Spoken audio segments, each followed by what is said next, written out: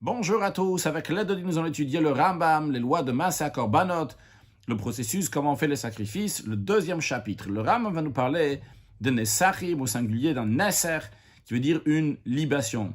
En général, lorsqu'on dit une libation, on a tendance à penser donc qu'on verse du vin sur l'autel. Le Rambam va nous dire la définition de Nesachim, c'est justement Halacha Aleph, Hayayin ve'asolet, le vin et la farine, cette farine qui est mélangée avec de l'huile, quand on va la prendre, chez Mevim ma korban, qu'on amène avec le sacrifice, qu'on amène un sacrifice, la Torah elle dit d'amener un nesser, une libation, eh bien, il s'agit du vin avec la farine et l'huile, elle indiquera une nesachim, ça c'est ce qu'on appelle nesachim, libation, qui est le pluriel donc de nesser au singulier.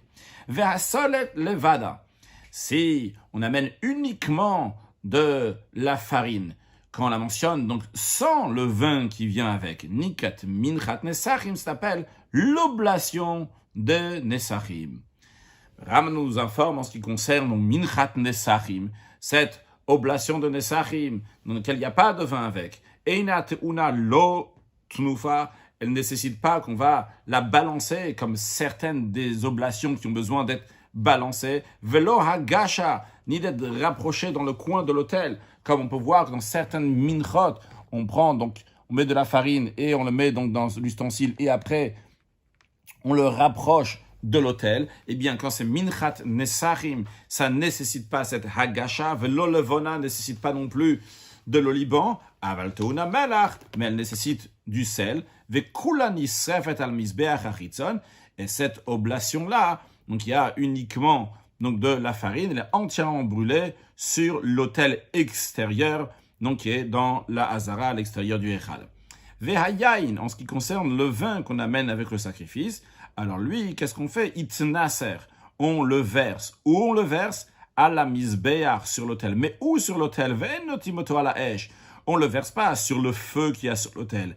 Et la magbiya yado, c'est le Kohen, lève sa main, ve'yotse kala yesod, et il verse sur les fondations du Mizbeach. C'est-à-dire, le Mizbeach, il y avait dans le coin, en bas du Mizbeach, ce qu'on appelle les chitin, vous yorez de la chitin, quand le Ram nous dit ça va descendre, donc à ces trous-là qui sont dans le coin du Mizbeach, on peut le voir ici, donc dans le coin qui est sud-ouest, il y avait deux trous, dans ces deux trous-là, donc il versait le vin, on peut voir aussi donc ce trou-là, on peut voir ces trous ici. Alors juste à noter qu'il y a une discussion, qu'est-ce que le Rambam veut dire?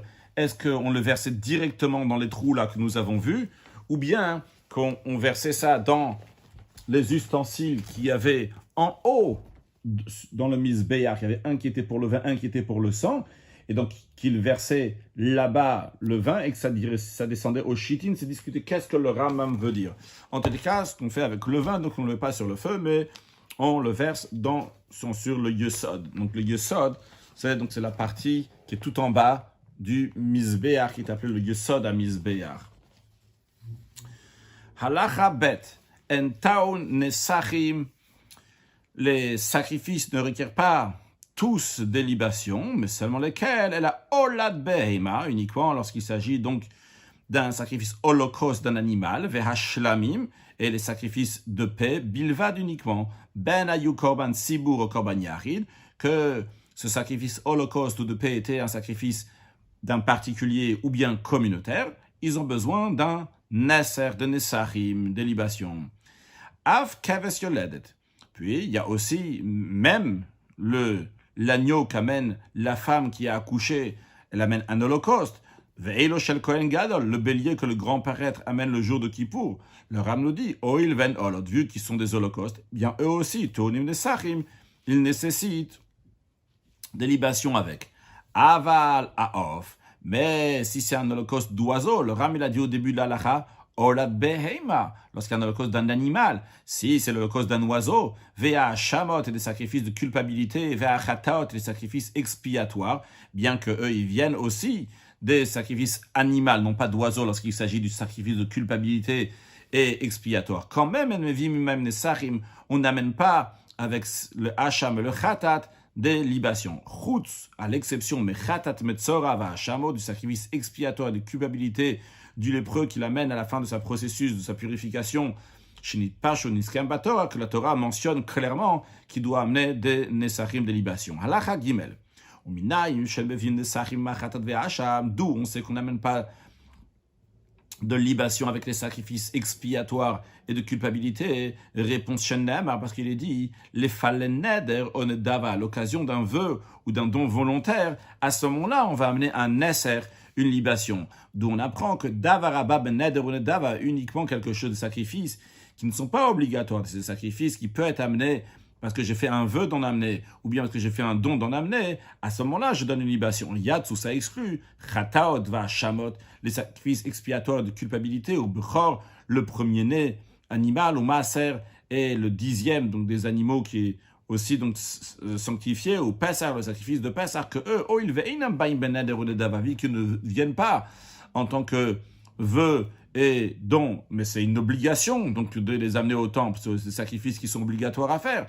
C'est la raison pour laquelle que ceux-là, vu qu'ils ne sont pas dans Neder ou Nedava, ce n'est pas un vœu ou un don, Einanton du Sachim nécessite pas, ne requiert pas de Nesachim de libation. Minaim le Havishal Mechagiga Voladriya les Nesachim. Donc on sait que ça inclut les sacrifices de paix festive et les holocaustes qu'on amène. Donc, quand Reïa, lorsque on vient voir Hachem, quand Hachem nous voit, donc on vient les 3 fêtes, les Nesachim, que doit mettre aussi des libations. Shenemar, parce que dans la Torah, dans le verset qui dit, on va amener donc le Neser, il y a écrit là-bas dans ce verset-là aussi, au Bemo Adechem, ou lors de vos fêtes. Donc, on inclut aussi tout sacrifice qui est amené à la fête, que lui aussi doit avoir une libation, bien que c'est des sacrifices qui sont obligatoires. Ce n'est pas des sacrifices qu'on peut donner parce que j'ai décidé de faire un vœu ou un don quand même. Quand c'est ceux de la fête, eh bien, il faut les amener aussi des libations. Halachat Dalet. Maintenant, le Rambam va nous discuter de la quantité de ces nesachim, de ces libations-là. Donc, combien de vin, combien de farine, combien d'huile on va avoir. Donc, le Rambam va nous parler donc de différentes expressions, que ce soit le isaron, que ce soit le hin, que ce soit le log, donc tout ça, donc c'est des différentes mesures. Dans la Chazaïn, le Ram nous donnera un peu plus de détails donc sur certaines mesures. Pour l'instant, on ne va pas les traduire, on va juste les appeler Isaron, et le Revit, etc., sans le Hin, sans plus de traduction ou d'explication. Halachat Dalet, Kama Ushua Nesachim. Donc, quelle est la quantité des libations? Alors, ça dépend en fonction de quel animal. Niske kes ves okivsa, si c'est libation qui accompagne un agneau ou une agnelle, donc quand ils sont encore dans la première année, il est appelé keves. Alors c'est isaron solet. C'est un isaron de fines fleurs de farine, baloul, qui est mélangé, birvit, ahin, shamen, qui est mélangé avec un quart de hin d'huile. Donc il y a un isaron de farine et un quart de hin d'huile. Veyain le neser revit ahin. Et le vin pour la libation, c'est un quart de hin. Vechen, de même, la même quantité qu'on vient de mentionner, c'est aussi la libation de niskea ez, des libations qu'il faut donc pour la chèvre, ben katan, ben gadol, qui soit petit ou qui soit grand, qui soit adulte, ben zachar, ben nekeva, qui soit mâle ou femelle, au niske rachel afapishikdola, c'est la même quantité aussi de libation donc d'une brebis, même si elle est adulte, à différencier de l'agneau, l'agneau mâle qui a une différence. S'il est jeune ou adulte, quand il est adulte, c'est déjà un bélier, que là, il y a une différence sur les nesachim, sur les libations. Comme on voit tout de suite, aval niske aïl, mais les libations d'un bélier, le bélier, donc c'est l'agneau dans sa 2e année, eh bien, mshne sonim, c'est 2 isaron, solette de fine fleur de farine, balul bishlishita in shemen, qui est mélangé avec un tiers de hin d'huile, veyain la neser, et le vin qu'on doit amener en libation, shlishita in, c'est un tiers de hin. Donc on voit ici tout a augmenté, que ce soit la farine, que ce soit l'huile, que ce soit le vin. Lorsque l'agneau, il est passé à sa 2e année, il est devenu un bélier, les nesachim sont plus élevés, il y a plus à amener. Niske, à part, maintenant le Ram nous dit libation du taureau. Le taureau, donc, c'est lorsqu'il a 2 ans, ou à Egel, ou le veau c'est quand il est dans sa 1re année. Quand il a 2 ans, c'est faux, dans sa 2e année. Le taureau, quand il est dans sa 2e année. L'agneau, lorsqu'il est dans sa 1re année, il est appelé Egel. Ben scharim ben nekeva, donc soit mâle ou femelle. Shlosha esronim solet balul bachatsia in shemen. Donc c'est 3 isaron de fines fleurs de farine qui est mélangé avec un demi-hin d'huile, veyain la naser et du vin en libation, c'est chatzi hain, c'est un demi-hin. Alachae, eilu hena nesachim ben leola ben lishtamim. Les quantités que nous avons données donc pour les nesachim, que ce soit pour, c'est aussi bien pour les sacrifices holocaustes, aussi bien pour les sacrifices de paix. Kashiurazel chol echad ve'echad, cette quantité-là, elle est amenée avec chaque sacrifice. Alors, si quelqu'un il va amener 2 taureaux, eh bien, il ramènera donc les nesachim qu'il faut pour les 2 taureaux. Quelqu'un qui a amené 2 agneaux, eh bien, il ramènera les nesachim qu'il faut pour 2 agneaux. Shneimar, car la Torah dit, kamis parashat tasu, en fonction de la quantité donc, que vous allez faire, que vous allez sacrifier, kachatasu la echad kemis param, comme ça vous faisiez pour chaque animal en fonction donc de sa quantité. En mosifim ala shiurim haelu. Il ne faut pas rajouter sur ces quantités, ven gorimem ni diminuer. Veimosif ogaras, s'il a rajouté ou diminué, quoi que ce soit, pasal, il a disqualifié. Chutz, à l'exception, l'agneau holocauste qu'on amène le jour où on fait le balancement du Homer, donc c'est le 2e jour de Pessah, le 16e jour du mois de Nissan, lorsqu'on prend de l'orge et donc on le balance, donc c'est le sacrifice du Homer, et en même temps, en plus de ça, donc on amène un agneau, on amène un agneau avec, que ces libations, sonim, ils n'ont pas la même quantité qu'avant. C'est une autre quantité, donc c'est 2 isaron, et pas juste un isaron comme on l'a vu avant quand c'est un agneau en général. Balol birvi ta'in shamen, qui est mélangé avec un quart de hin d'huile. Et le chidouche il est ici, bien que le solet, la farine elle est douce, parce qu'en général, donc pour un agneau, c'est seulement un isaron, et ici, donc pour celui-là, c'est 2 isaron. Eh bien, l'onirpal yenove shamno, la Torah n'a pas doublé son vin et son huile, et la yain, le neser, ritain, pour le vin, c'est un quart de hin, et pour l'huile, donc on vient de voir aussi, donc c'est un revitain, c'est un quart de hin, comme un agneau en général, c'est juste que la farine a été doublée. Halachavav, Hambetsora, le lépreux, lorsqu'il a fini son processus de purification, Mevi im shloshak vasim shelo, lorsqu'il va amener donc ces 3 agneaux, qui doit amener, à quoi correspond, quelle sorte de sacrifice correspondent ces 3 agneaux, Shem chatat ve'asham ve'ola, un sacrifice expiatoire, un sacrifice de culpabilité, un holocauste, eh bien il va amener avec shlosha esonim, il va amener 3 isaron. Maintenant, on aurait pu penser que ces 3 isaron qu'il doit amener, c'est un sacrifice, de la même manière qu'il doit amener des agneaux, de la même manière aussi, il doit amener 3 isaron, mais les 3 isaron ne sont pas spécialement liés avec les 3 agneaux qu'il va amener. Eh bien, le Ram nous dit que non, justement, et puis à Shmuel Lamdou, donc par tradition orale, depuis Moshe Rabbeinu, ça s'était passé de génération en génération, on a appris, Shem Baim Biglalas Vachim Shelo, que ces 3 isaron de farine viennent parce qu'il a amené donc parce qu'il amène ces 3 sacrifices-là. Donc, c'est Isaronim Kol Keves. Ça veut dire que chaque agneau correspond donc à un Isaron de farine qui va ramener. Ce Isaron de farine doit être mélangé, Balul Birvi Ta'in Shemen, mélangé avec un quart de hin d'huile, Urvit Yain Im Kol Isaron Mishloshtan, et un quart de vin, donc avec chaque Isaron, donc des 3, avec chaque isaron de farine, kishan iska kvasim, donc ça correspond exactement donc à toute libation qui vient avec un agneau. Donc les 3 agneaux correspondent chacun donc avec un isaron, avec un quart de hin d'huile et avec un quart de hin de vin. Maintenant le Ram nous dit, va makriv et palgas, celui qui offre en sacrifice un palgas. Un palgas qu'on a déjà étudié dans le passé, c'est un sacrifice, donc c'est un agneau qui est entre un an et 30 jours, et qu'on n'a pas le droit d'offrir.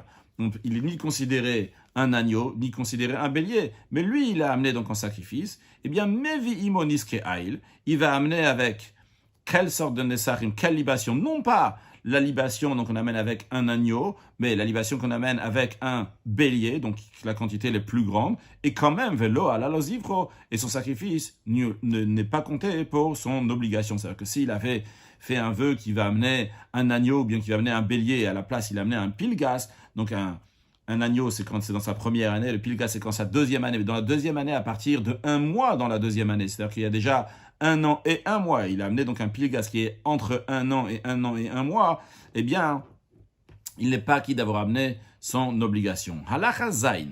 Nous avons parlé jusqu'à présent d'un hin À quoi correspond ce hin? Le Ram nous dit, ha-in, cette quantité-là, ou shnem asar log, ça correspond à 12 logs. Ou gvar dan shiu a log midot acherot beilchot eruvin. La quantité, qu'est-ce que correspond à un log? Avec d'autres quantités, nous avons déjà expliqué dans le traité Eruvin. Juste à noter en ce qui nous concerne, on peut déjà dire de manière générale, tout le monde connaissait quoi un révit? Un révit, c'est 86 millilitres. Donc, quand on dit un révit, c'est 86 millilitres, c'est un quart d'un log. Donc, en tout, un log, dans les mesures d'aujourd'hui, ça correspond à 344 cm3. Donc, on fait 12 fois, donc ce log 344 cm3, donc ça correspondrait. Donc, ça, c'est 12 logs. 12 logs, donc ça fait un in, donc ça fait 4 litres 128. Donc ça, c'est en ce qui concerne donc le hin, donc qui est 12 logs. Ve'aïsaron, c'est quoi le isaron? Le dixième. Littéralement, isaron, c'est un langage de dixième. C'est dixième quoi? C'est le dixième d'un eifa.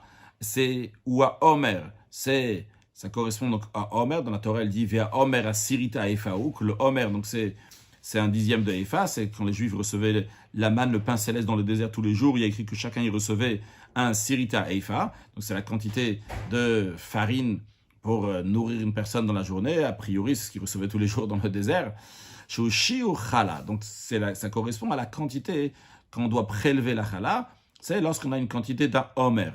On a déjà expliqué donc sa quantité à propos donc de la chala, donc ça correspond à 1,66 kg. Donc ça c'est 1,66 kg, 1,660 kg. Donc ça c'est la quantité de chala. Hala chachet. Donc on a parlé donc Ram dans la Chazal, il nous a dit donc, à quoi ça correspond ce hin, le log, etc. Hala chachet shemod nimanesachim. Au Amnachot, lorsqu'on mesure ces libations, ou bien c'est les menachot, donc on a dit les menachot, c'est juste quand il y a de la farine, ben minchat yachid, ben minchat tzibur, que ce soit donc une oblation d'un particulier ou bien de communautaire, en modim ota bemida shel shlosha esonot la part, on ne va pas mesurer, par exemple le taureau, on a dit, donc on va amener 3 isaron pour le taureau, eh bien on ne va pas dire, tiens, je vais prendre pour le taureau, je vais mesurer 3 isaron en même temps, en une seule fois.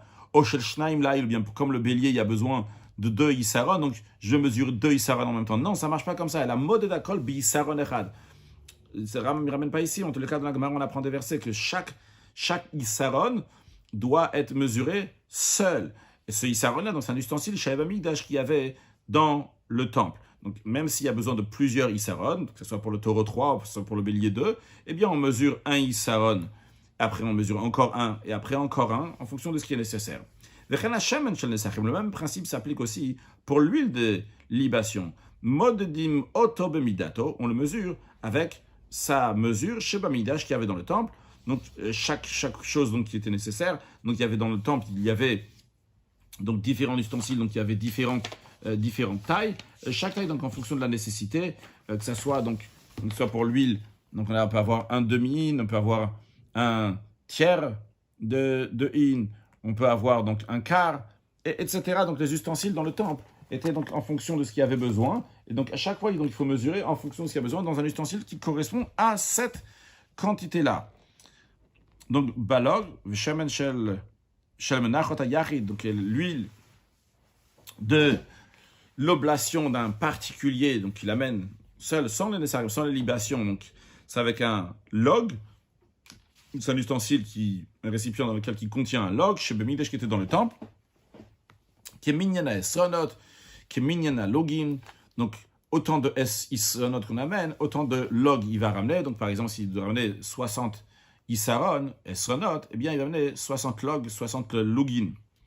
Halachatet, beirutse amidot, le trop-plein qui déborde des mesures. C'est-à-dire que quelqu'un il a un ustensile, il est en train de mesurer, il veut mesurer donc une certaine quantité, donc il remplit l'ustensile et ça déborde. Alors comme on a déjà pris l'idée dans Ilchot Kli Hamikdash que ça dépend donc si c'est des choses secs ou du liquide. Alors tout d'abord on le dit shel solet, si c'est de la farine, donc c'est du solide, chol, donc ce qui va déborder le trop-plein, eh bien, c'est profane, ça ne devient pas saint. Pourquoi? She'en gava isaron kodesh, car la paroi extérieure du Issaron, c'est de cet ustensile qui mesure le Issaron, donc cette partie, le paroi extérieur, n'a pas été sanctifié. On a appris là-bas dans l'Ichok et Amidash qu'ils deviennent saints donc, par la Meshira. Et quand quand on est mocher, en tous les cas, on ne met pas cette douche-là, cette sainteté sur la paroi extérieure des ustensiles qui mesurent du sec. En revanche, au Bérout, c'est Hachem Vayaïn, le trop-plein d'huile et de vin, Kodesh, sont saints. Pourquoi? Les fichos Yored. Lorsque la personne elle met du vin et de l'huile, donc le liquide déborde, il va al gabéakli sur les parois de l'ustensile. Et au Kléalach, Nimshichum Mibiftim Bachutz. Donc ce qu'on est en train de dire, que les ustensiles donc, qui contiennent du liquide, qui peuvent contenir du liquide dans le temple, lorsqu'on les a oints avec l'huile d'onction pour qu'ils vont devenir saints, on les a oints à l'intérieur et l'extérieur, que Moshe Ben, comme on l'a déjà expliqué dans le loi Midash. Non, la question est, mais pourquoi on va dire que le trop-plein qui a touché la paroi extérieure, donc dans le liquide, va devenir saint? Celui qui mesure son intention et le sanctifie uniquement ce qui rentre dans l'ustensile, pas ce qui déborde. La raison elle est que chez le Yom pour pas que les gens vont se tromper à dire qu'on a le droit de faire sortir quelque chose qui était dans un ustensile saint et qui devient profane, parce que la personne va voir, tiens, c'était dans un ustensile donc qui était saint, et il reprend maintenant de l'huile ou il reprend du vin. Alors ils vont penser à tort que c'est toujours comme ça, que même quand c'est dans l'ustensile même, et on fait sortir, eh bien à ce moment-là, ça devient, ça peut être profane. Les sages n'ont pas voulu que les gens vont se tromper, eh bien ils ont dit que ce qui déborde, le trop-plein donc du liquide, va être sain aussi. Halachayud, la question qui se pose maintenant, c'est Me'ayo Osim Beirutin. Qu'est-ce qu'on faisait avec ce trop-plein-là qui débordait dans le liquide? La quantité d'huile, la quantité de vin, ça, elle était déjà parfaite. Il y a un débordement, mais ce débordement-là, qu'est-ce qu'on va en faire avec? Alors, réponse. Si au moment où on a mesuré ces libations-là, il y a un autre sacrifice, donc on a fait la shrita dans le temple, et qui n'a pas de libation. Et dans ces cas-là, on prend ce trop-plein-là, et on va l'offrir, donc c'est en tant que nesarim, en tant que libation de ce sacrifice. Veimlo. Et sinon, s'il ne les a pas offerts avec l'autre sacrifice qui était là et qui avait besoin d'un Nesser, eh bien, dans ces cas-là, ils passent le Bélina. On va les laisser passer la nuit, parce que là, ils vont devenir invalidés, donc on ne pourra pas après les offrir. Maintenant, Veimlav. Et sinon, quand on dit sinon ici, c'est-à-dire s'il n'y avait pas d'autres offrandes à ce moment-là, au moment de notre mesure, donc il n'y avait rien d'autre. Il n'y avait pas une possibilité de l'offrir avec un autre sacrifice, il n'y avait rien d'autre. Dans ces cas-là, mais kaitzim baim amizbeach, on va l'amener en dessert pour l'autel. C'est-à-dire qu'on va prendre ce vin, on va prendre cette huile, on va la vendre. Et on va la vendre, on va la racheter. Donc la racheter avec l'argent qu'on a gagné de cette huile ou de ce vin-là, eh bien on va acheter des sacrifices pour le dessert de l'autel. On a déjà appris que pour le dessert de l'autel, c'est-à-dire que lorsque le mizbeach, il n'a pas de sacrifice, eh bien à ce moment-là, on amène des sacrifices qui ne sont pas obligatoires, donc on amène sur l'autel pour occuper entre guillemets l'autel, ce qu'on appelle donc ce kaitsamizbeach. Halacha Yudalef, Keitzad.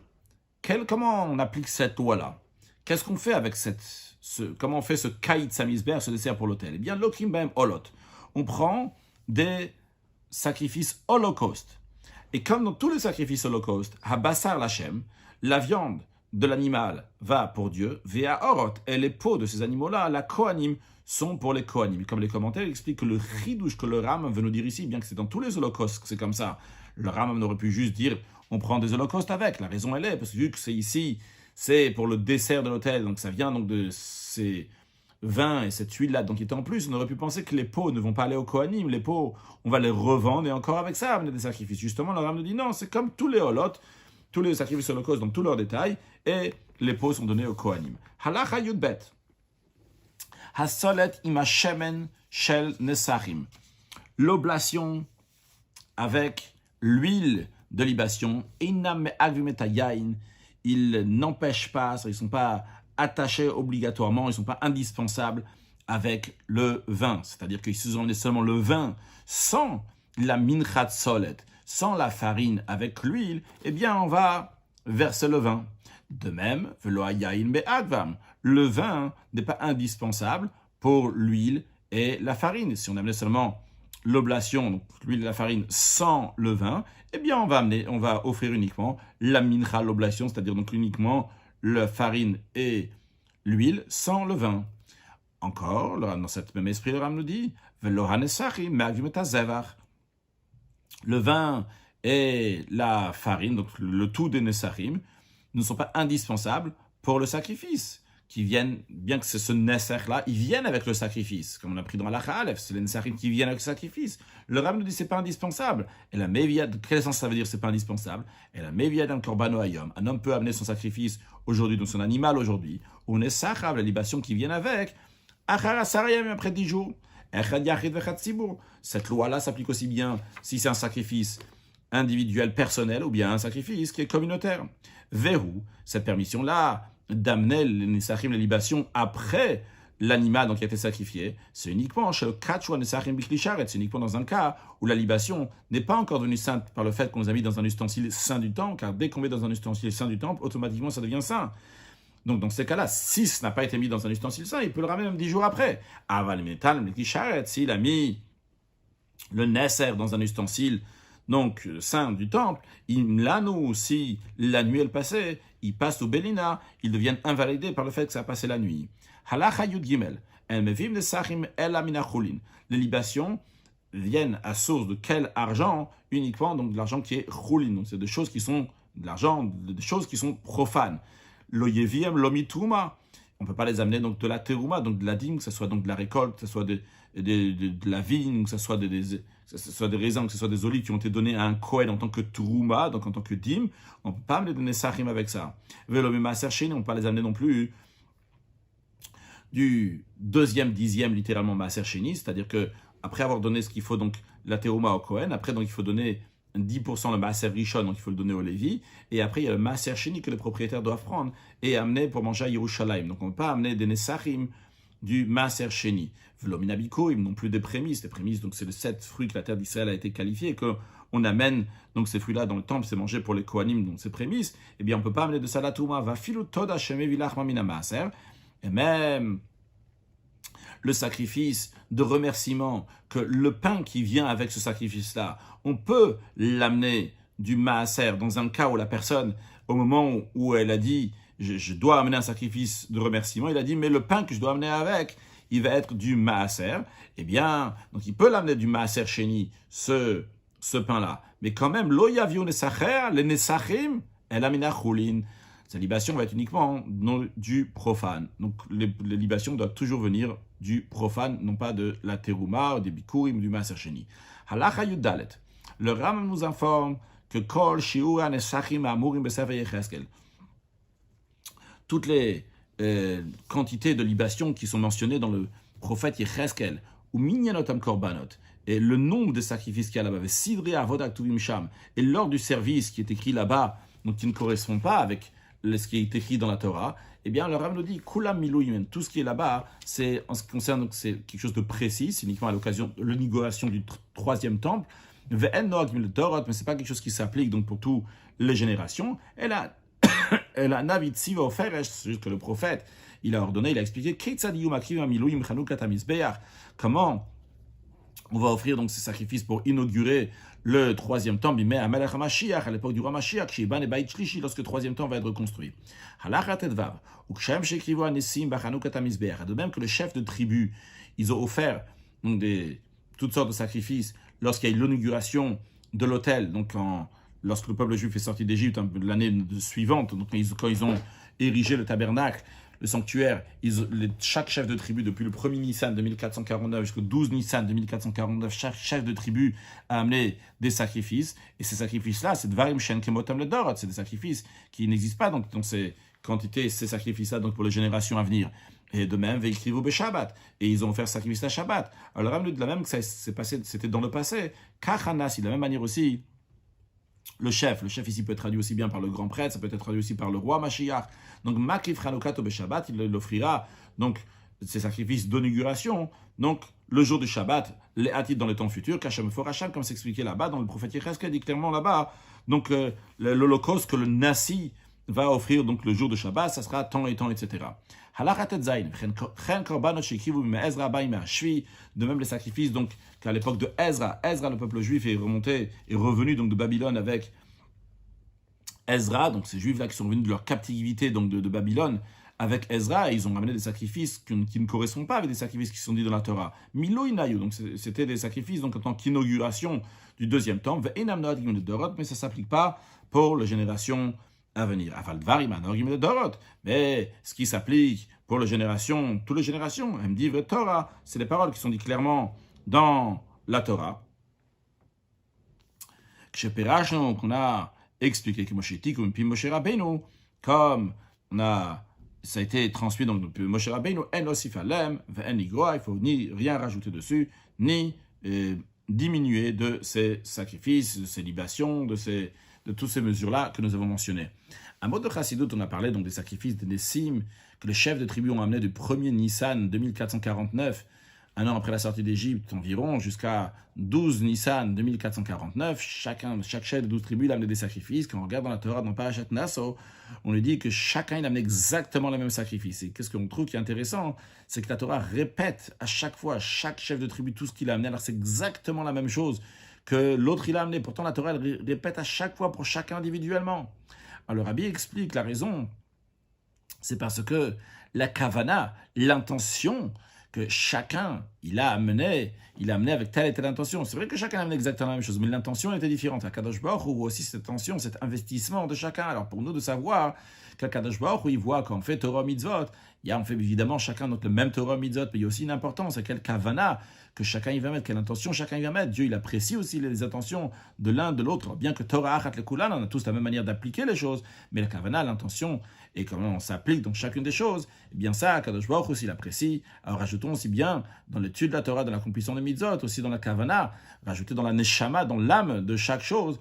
Et par cela, on va voir la lumière divine qu'on amène aujourd'hui par nos mitzvot. On la verra très prochainement avec la venue de Mashiach. Now, excellente journée.